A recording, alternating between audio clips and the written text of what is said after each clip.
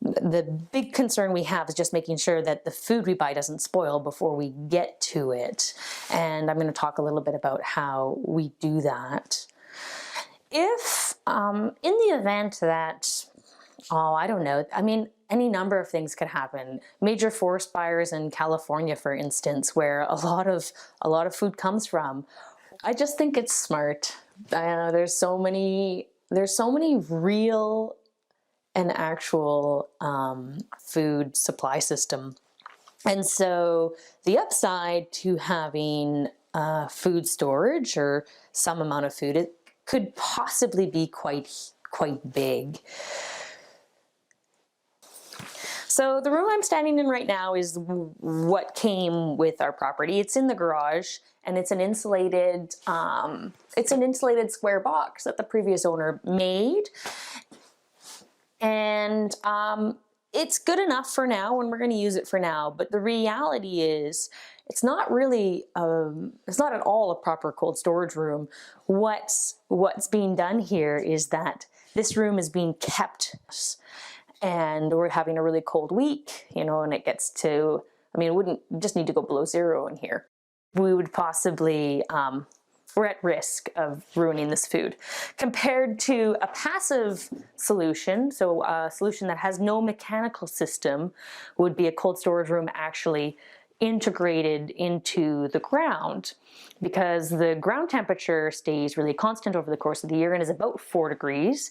And another really neat thing about properly designed cold storage rooms is that the moisture levels in the ground are about perfect as well for properly preserving and maintaining a lot of different things. And I'm sure we'll go into that as we this summer design and build our next cold storage room. We'll be talking a lot about all of those principles and ideas that go into designing a good, no energy cold storage room or root cellar, whatever you want to call it. So we're going to be probably doing something to be monitoring that this cold storage room doesn't drop below 0 in the meantime, because that's a little bit of a concern for us. For, well, mostly for the potatoes that are here. The grains and the pulses are fine. One other concern we have in this room is rodents and insects getting into the food. That's another way that we could spoil the food that we've bought. I'm gonna just show you something that I really like. I discovered them about 10 years ago and been using them at home in Calgary, and so I bought a few more just recently. I believe there's a few different brands of these. They're called Gamma Seal lids. And basically, you take these standard 5-gallon buckets.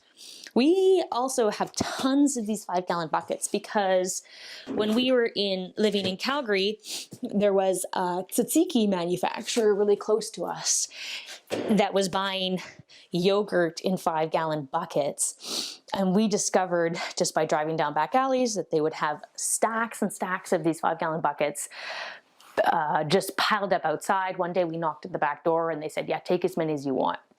So quite a few years ago, we probably grabbed about 30 of these standard 5-gallon buckets for free. One of the great things about being in the city is often the resources and the things that you can access that other people are just throwing away. So we have quite a few of those. And what I've noticed is kind of similar to the permaculture concept of zonation and this idea that humans are inherently lazy and so keep things close and keep things simple. The principle also applies to even just, you know, sealing up buckets. And there's no question, in my cold storage room in Calgary, the buckets that had these easy twist-off Gamma Seal lids were always closed after people went in and took their food out and went out. The buckets that had these kind of, I don't know how to call them, they're like a snap, yeah, they're like a snap lid. inevitably, guaranteed, they don't get closed properly. The idea of this not closing out here in this garage cold storage room is even a bigger concern for me, because I know that there's going to be more pressure from insects and pests and rodents. So I splurged, kind of. I didn't pay for the buckets, but I did go and buy a bulk order of these Gamma Seal lids, and I'm installing them on the buckets right now.